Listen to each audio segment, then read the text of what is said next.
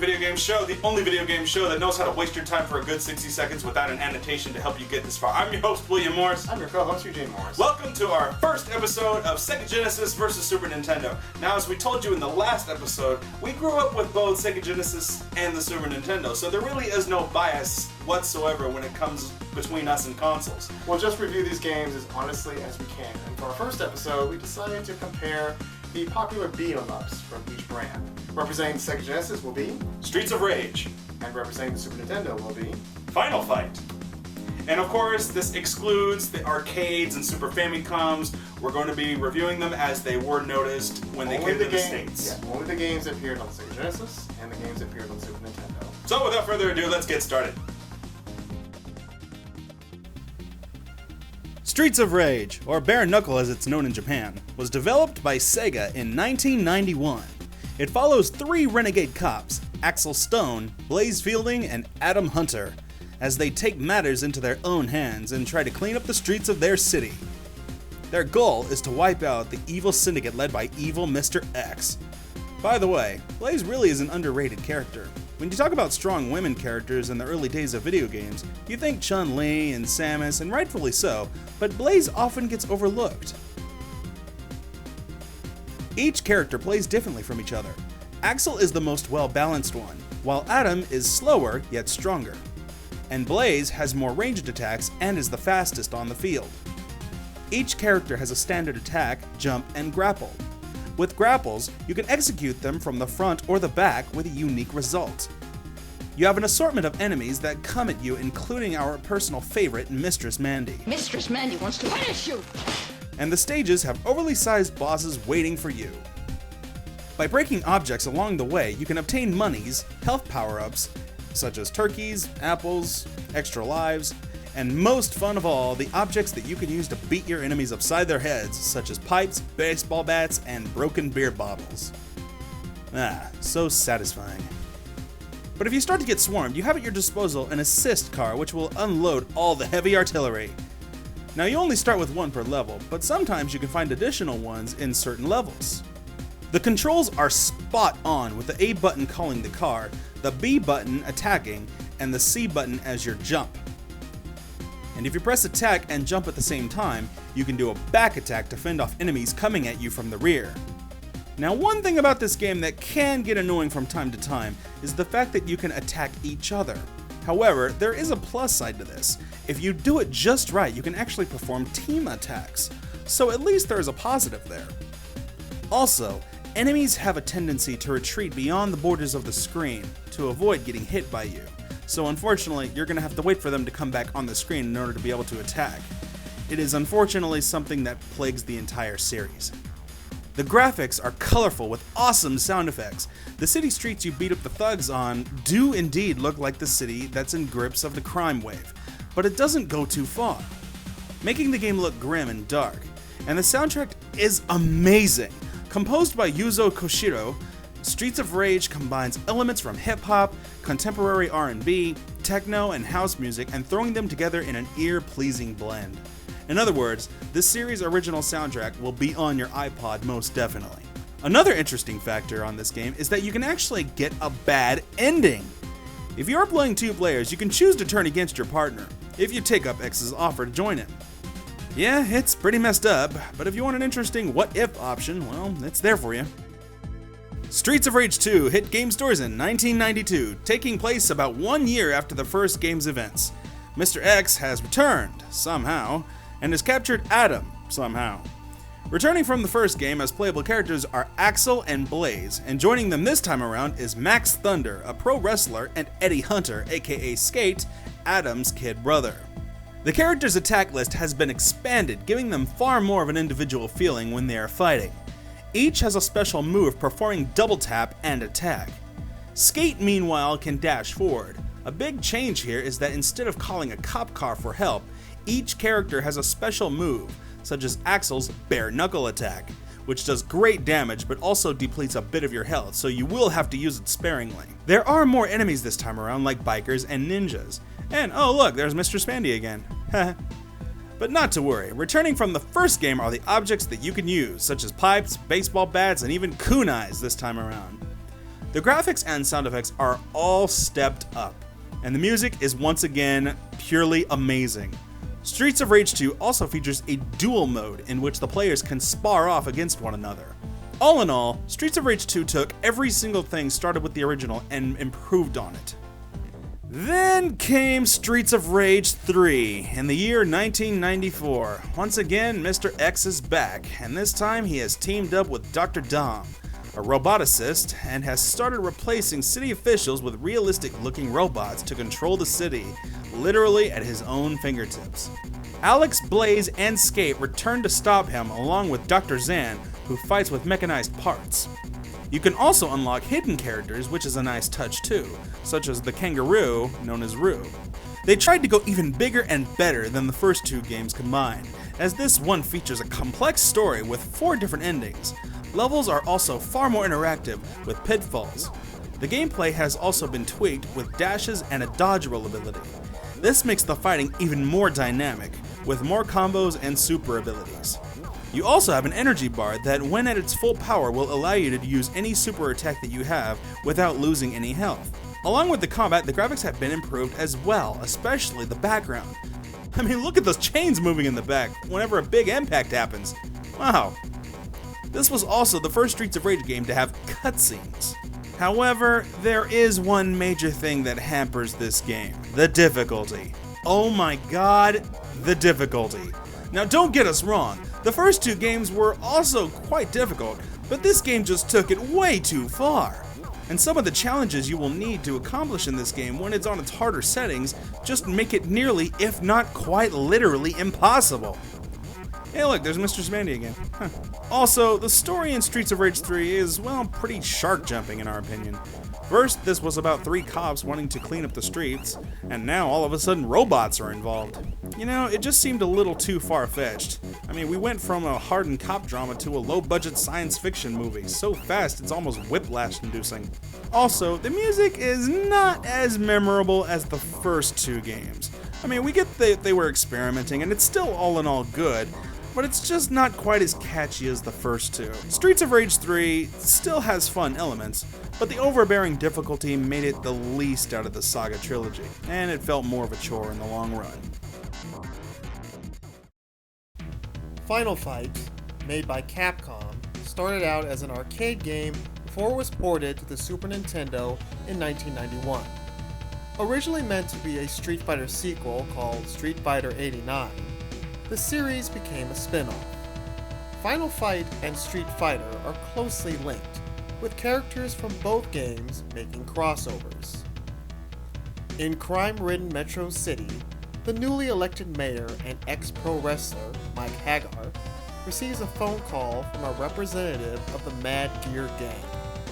They have kidnapped his daughter Jessica and are holding her hostage. They warn Mike to play ball with them, or else Jessica will pay the price. Enraged by this, Mike takes to the streets to demolish the Mad Gear Gang and rescue his daughter. Joining him is Jessica's boyfriend, Cody, who is an expert martial artist. For Final Fight, a few things were left out when the port was made to the Super Nintendo, chief among them taking away the 2-player option, and Guy. As the game starts, you choose between the powerhouse Hagar or the quicker Cody. You have an attack, a jump, and a super move that will come in handy to get foes off of you if you are surrounded. You also have a grapple in which you can execute from the front or back position. Playing as Hagar is fun because you can execute a lot of wrestling moves, including the jumping pile driver. One thing we notice is that the game has a sense of humor. It does not take itself as seriously as Streets of Rage. It's almost self-aware, as if it knows how silly the whole thing is. An ex-pro wrestler, Mayor, taking to the streets to suplex crime. Really? Oh, well, the game just goes with it. A good example of this are the continue screens. Also, keeping to its Street Fighter roots, you also have bonus levels, such as smashing a car for more points. Also, you have the standard tools of the trade, like lead pipes and knives, and health power-ups like a turkey leg. And you will need them against the hordes of enemies such as Andre the Giant. Yes, that's Andre the Giant. I mean, look at him. It's Andre. Well, they call him Andror. Yeah, it's Andre. And later he would be renamed Hugo, but that's another story. There's also quite a bit of censorship in this game, thanks to the character Poison. Originally, she was going to be a female thug, but the makers thought that American audiences would object to beating up women. So they changed her into a transvestite, because beating them up would be better, I guess. But they were still complaints, so they just changed them to random dudes. A major negative to us, however, is the music and the sound effects. To us, they just sounded subpar. They were just not memorable at all.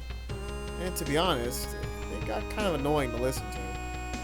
Compared to other versions of this game that were released, Final Fight for the Super Nintendo just feels incomplete. On a side note, there's also a version of this game called Final Fight Guy. It's basically the same game, just instead of Cody, you get Guy instead. So for all you Guy fans out there, this one's for you. The first sequel, Final Fight 2, came to the Super Nintendo in 1993. This one finally brought multiplayer to the series. But be careful because you can still hit each other. You can choose between 3 combatants. Mayor Mike Hagar, who is the only returning character from the first game, his friend, the sword-wielding Carlos, and Maki, Guy's younger sister. With Cody on vacation with Jessica and Guy on a training mission, Mike Hagar receives a call from Maki, informing him that the Mad Gear Gang is back. They have kidnapped Guy's teacher and fiancé in Japan, so the trio set out on a worldwide adventure to take out the Mad Gear Gang once and for all and rescue the hostages. Wait, Guy's training was more important to him than his own fiancé? Huh. Oh, I get it. He must have went to the Sangoku School of Martial Arts. Hi-oh! Anyway, in this game, you travel to 6 different countries, facing a horde of enemies similar to the first one. In fact, the gameplay itself hasn't changed all that much from the first one. The major difference is that this time you have a friend that can join you. Again, each character can attack in unique ways that suit their type. And with how diverse each character is, it does add to some nice replay value to this beat 'em up. You can jump, attack, and do a special move that does good damage but decreases your own energy, similar to the first game. With multiple difficulty settings, fun attacks, and guest appearances from Street Fighter characters, Final Fight 2 was definitely a step in the right direction. Hi, Chun-Li! In 1995, we get to Final Fight 3. Here, with the Mad Gear Gang no more, new gangs have begun to battle it out for supremacy. The Skull Cross Gang emerges and begins to terrorize Metro City by setting off explosions and starting a riot. Once again, it's up to the newly re-elected, somehow, Mayor Hagar, the returning Guy, now single for obvious reasons, and 2 new characters, Detective Lucia and a mysterious street fighter bent on revenge by the name of Dean. The third leg of this trilogy features the most expansive gameplay, with more combo attacks, including super moves that are similar to Street Fighter. By inputting commands when the super gauge is ready, you can execute some very powerful attacks. Your combatant can also do dash moves and dash attacks. Again, you can pick up weapons to help you fight, but this time with a bit of a twist. Each character has a preferred weapon, which when they have access to it, will allow them to do unique combos.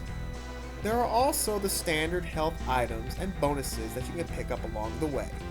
In Final Fight 3, depending on the difficulty levels that you play the game and the alternate routes that you take, it can have an effect on the game's ending. Also, it seems like they finally got over that whole beating up women thing. As a whole, the Final Fight series did improve over time. The music in the third game is decent. Nothing memorable, but it gets the job done. And it's more tolerable to say the least.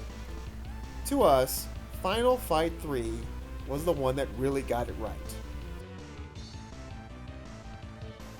Well, there you have it, guys. The pros, cons, the goods, and the bads, and the uglies between Streets of Rage and Final Fight, the two best beat-em-ups on the Super Nintendo and the Sega Genesis. So, tell us, guys, in the comments section, which series do you think was better?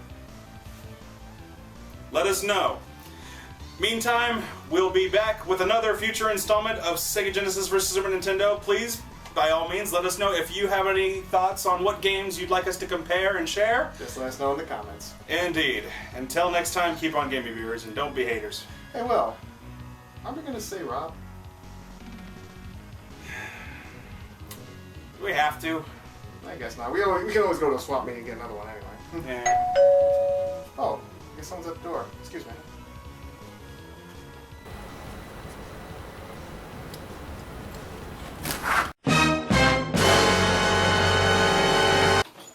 What's going on? Get down, it's Rob!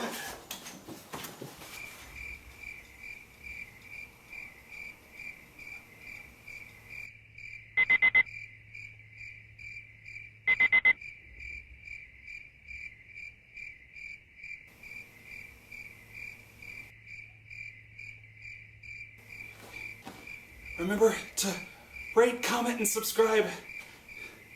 And be sure to check out all of our other videos.